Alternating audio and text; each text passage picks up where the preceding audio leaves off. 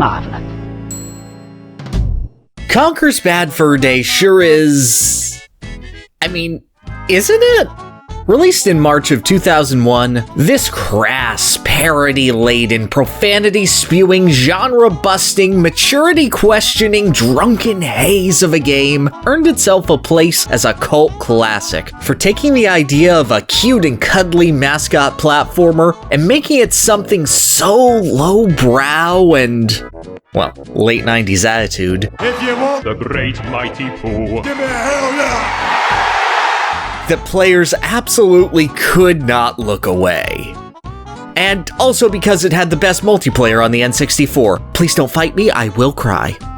Everything about Bad Fur Day was built to get a laugh. From its over-the-top cartoon violence to its unhinged sexual energy, juxtaposed over Tex Avery's style cartoon characters, to its ad campaign featuring Conker-themed urinal cakes, and starting Nintendo's lucrative business partnership with Playboy. That sure is a sentence I said there. And you'd be forgiven for looking at it, or even playing it, and finding it a product of its time. A game filled to the brim with shock humor to mask its average platforming, decent shooting, odd pacing, You're not very good at this, are you? and that Bat's Tower is an affront to nature. However, while the game is clearly pleased to be as shocking as possible, there's a dry wit and earnestness to it that keeps a bunch of funny, scattered set pieces and parodies neatly wrapped together. Is it safe, I wonder? Let's find out. And that earnestness is embodied in the game's central protagonist. Conker. Surname? The Squirrel. The Squirrel. Oh, bloody hell. Conker's an interesting case. He's the one sane man in a particularly crappy wonderland, rarely ever swearing and often coming across as far sharper than the comedy partners he constantly shares scenes with. He's a smart aleck who mouths off and platforms his way through a world that's a lot dimmer than he is, and tries to make a quick buck whenever he can in his quest to just get home and see his girlfriend again. Laughing all the way to the bank. However, that attitude ends up causing a lot of collateral damage to the world around him. Conker's actions directly leading to the deaths of dozens of characters who, in regards to how much they deserve it, range from a genocidal madman to literally an innocent newborn. Loopy. He's flippant, rude, normally leaves those he helps in a worse place than where they started, and worst of all, doesn't control super well as a 3D platforming character. Conker sucks. Okay, that's nice to get offended now. But he's meant to. Every bit of Conker, from his controls to his personality to his impact on the world around him, is built as a satire of mascot platforming and video games as a whole. Conker may be an incompetent little dude, but he's still trying with the earnestness of your banjos, crashes, and gexes. Were you expecting someone else? He may cause irreparable harm, but he's trying to do the right thing. Usually.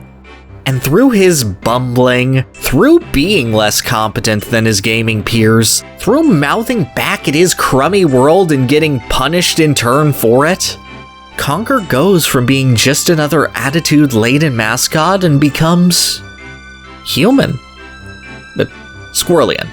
Relatable. You get why he just wants money. Cool. I'll be able to get rid of my mortgage and buy my car. Excellent. Hey, here's an idea. So this video is sponsored by you. By you. It's Patreon.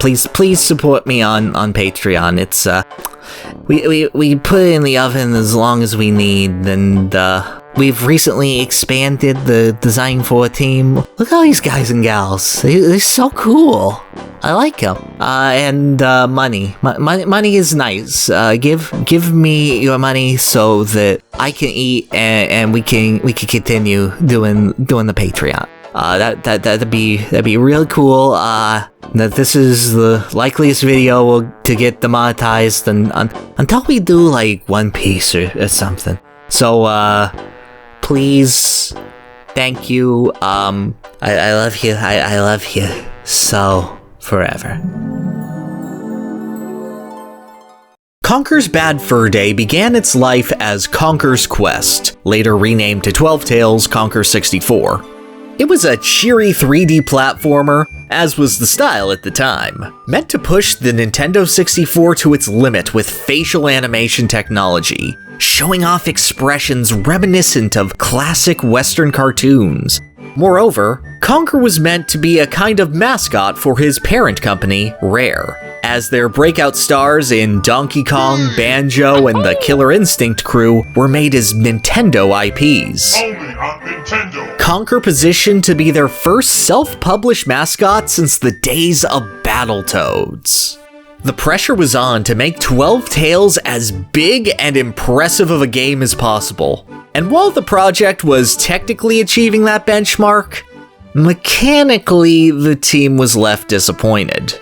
Finding an identity for Conker that separated him from his compatriots proved challenging for the team at Rare, and the game was delayed again and again, falling way behind its initial Holiday 97 release date. Rare published titles like Jet Force Gemini, Perfect Dark, and even 12 Tales' sister project, meant to supplement its release, Conker's Pocket Tales, beat the N64 platforming project to the punch. And it seemed like Conker 64 would just languish in agony before limply releasing. Before Chris Seaver stepped in and took the game in a whole new direction. What can we do with that? Oh, I know. We'll make it violent. Seaver's vision would transform 12 Tales into the raunchy comedy we know today. And it's from this change, this frustration with 3D platformers and turning to take the piss out of them, that the identity of Bad Fur Day would emerge. The happy-go-lucky Conker of Pocket Tales and Diddy Kong Racing would become a shell of his former self, and lampoon the genre of those he stood shoulder to shoulder with just a few years prior. Now this is what I call a platform game. And making a mockery of what a 3D platformer character should be is absolutely what Conker does best. From a base control standpoint, Conker's pretty rough. He's got a weirdly large turn radius, making the finesse that Mario and Banjo could offer in jumping around a lot more cumbersome, a slow high jump that kills his momentum, and a helicopter-y tail thing that he really can't combo well with any sort of forward motion. Doing basic platforming as Conker just feels off. He feels clumsy when you have to execute anything with any sort of finesse, and the guy takes fall damage so poorly that you think he was held together by band-aids and dreams. Lucky my ass broke the fall. Add in his pitiful lung capacity when swimming underwater, and level design that's outright antagonistic to his weaknesses, and you have one of the most helpless protagonists out there, far beneath the standards that Spyro or Lanky Kong or, hell, even Cusco set before him. You're rubbish. Toodles. And yeah, that's the point. Most 3D platforming heroes are your unassuming everymen. The humble plumber, the laid-back hillbilly bear, the youngest dragon, the couch-surfing gecko, Glove. Gotta love the glove. Yet all of them rise to the occasion, using their specific skills and endearing the player through their unique movement options to overcome any challenge in front of them. They feel good to play, or at least alright, and the player feels more skilled at games by spending more time with them. Conker doesn't rise to the occasion like the others. Well, asses to you then. He doesn't learn moves like other heroes. Conker just hits the big green button whenever he needs to, and he'll throw out some context-sensitive action to solve his troubles. Why should he bother learning to permanently learn the slingshot when he's only going to use it like 3 times in the whole game? What kind of idiots would bother having more than one type of pad to use special moves on? Oh sure, I could roll a ball too. You could see my opinion of it based on what the ball's made of. Conker is an everyman, but he's not a player avatar. He's a surrogate for the players of Conker's Bad Fur Day slapped inside of its antagonistic little world. Everyone that this game was made for already knows the tricks and trappings of 3D platformers. They know how Mario is supposed to feel or how progression worked in Banjo-Kazooie. And Conker, not nearly as able-bodied as Mr. Nintendo, is able to look at those obstacles and go, "Oh, these bats are annoying. What if I had a flamethrower? Yeah." Heck, by the end of the game, Conker stopped caring about platforming at all, ditching running and jumping and replacing it with shooting, in a move eerily prophetic to the gaming industry's trends and the decline of platformers in the coming decade. And considering that this game ends by throwing a giant reptilian creature 3 times by the tail after spinning it in a circle, they absolutely knew what they were doing. Conker is the worst 3D platforming protagonist with functional controls you could ask for. He knows it, and he owns it, tearing the genre a new one by finding any way he can to subvert expectations and pull out a gag of an answer to any problem. That's gonna be interesting. And boy oh boy does Conker encounter a lot of problems. The denizens of the Panther Kingdom are Bring me back me missing cogs. less than friendly sort. And as a hero, Conker's a swell enough guy to help them out. He might look to swindle them out of some cash in the process, but Conker's a genuinely empathetic person who's willing to help out someone not being an actual jerk to him, and showing concern when someone who's been kind to him is in a bad way. However, while Conker shares a lot in common with the attitude of a character like Kazooie, Kazooie's never killed an innocent to get her way. More than once. Intentionally. Conker, though, has a propensity for leaving things a lot worse than when he found them. Oh no. Just by doing the usual video game hero thing, Conker ends up killing a lot of people. Some accidental, and some very purposeful.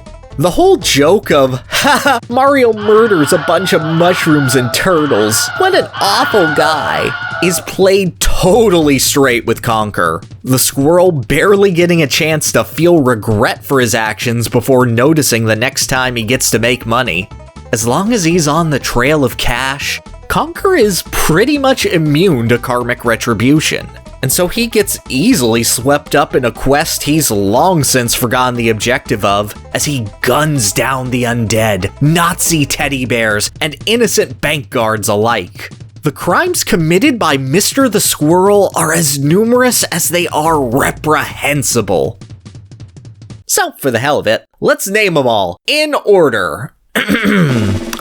Not counting anything that could generously be considered self-defense, ignoring the accidental killing of 3 catfish, and forgiving the murder of half a dozen villagers as being hypnotized by his vampiric ancestor, Conker is guilty of killing a man by making him laugh himself off a bridge, concussing 3 pieces of sentient cheese and feeding them to a mouse as they beg for their lives, overfeeding said mouse causing it to non-fatally explode, prompting bees to tickle a sunflower against her will, forcible pollination of said sunflower by a bumming bee in return for cash, tricking 3 cows into uncontrollable rear evacuations and then getting a raging bull to kill them, beating up female gears so they can be forced into a sleazy male gear's pistons I hate Bat Tower so much, indecent exposure, ruining an opera, bribery, hustling people he bribed by using sentient money, insulting Robin Beelan's music, sacrificing a baby dinosaur that he himself hatched to the blood gods, cultural appropriation, peeing on men in a dance club, joining the mafia, committing genocide by volcanic eruption, exposing someone's ugga bugga in public, trying to cheat on his girlfriend with a giant woman, which isn't really a crime, but it is absolutely scummy and against his character to this point, so I'm mentioning it, attempting to grave rob his dead ancestors, detonating friendly imps with an inordinate amount of TNT, accidentally electrocuting a POW, joining the mafia again, robbing the Federal Reserve Bank, gunning down innocent bank guards, improper use of shipping equipment, and blackmailing God.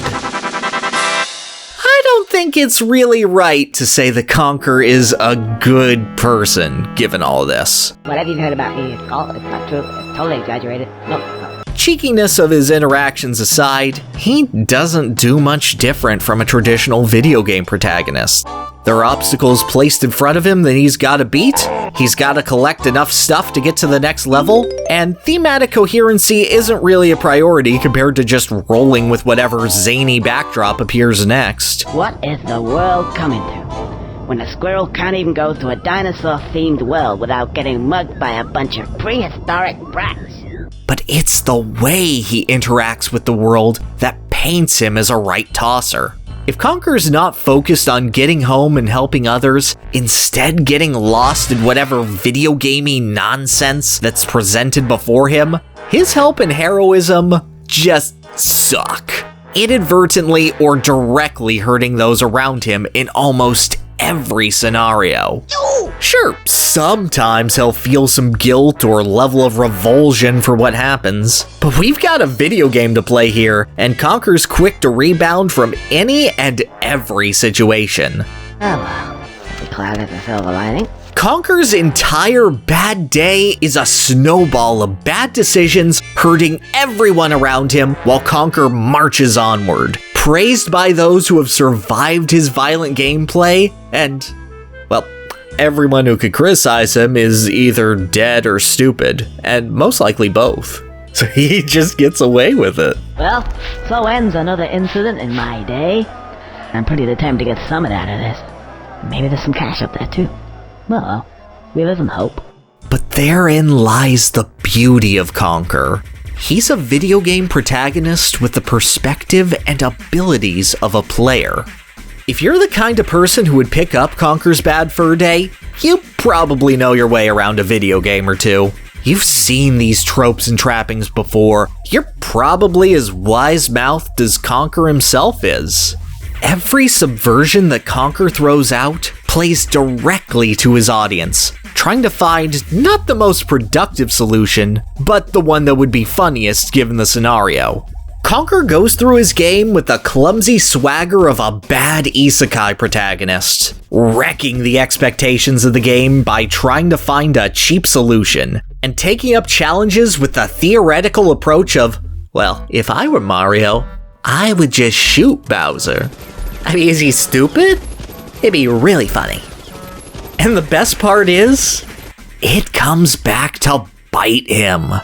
Whenever Conker gets too lost in himself, whenever he indulges a bit too hard into the video gaminess of it all, whenever he loses sight of his simple goal of getting home to his girlfriend, that is when he gets hurt the most.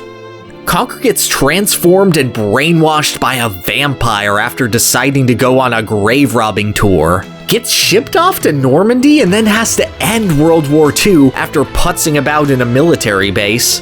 Barry dies because Conker gets in over his head and loots a bank to become a millionaire. Hey, Barry. Oh no. And at the very end, when Conker has the programmers of his own game at his mercy, he chooses to have a cool video game ending instead of reviving his girlfriend. Too invested in his final boss fight and making yet another Matrix parody to reach out for long-term happiness instead of short-term excitement. And Conker immediately regrets it, ending the game with money, power, respect, and no satisfaction at all. his subversive, materialistic style has left him truly alone, with none of the quiet things and simple pleasures that he really wants. Bad Fur Day has turned the hopeful little squirrel who raced on Timber Island and rescued Barry from the evil acorn spiteful, broken, and tired. He played the game and became a bad and selfish person, just like everyone surrounding him, and he has to live with that forever. It's not gonna happen. It's true what they say. The grass is always greener. And you don't really know what it is you have until it's gone. Gone. Gone.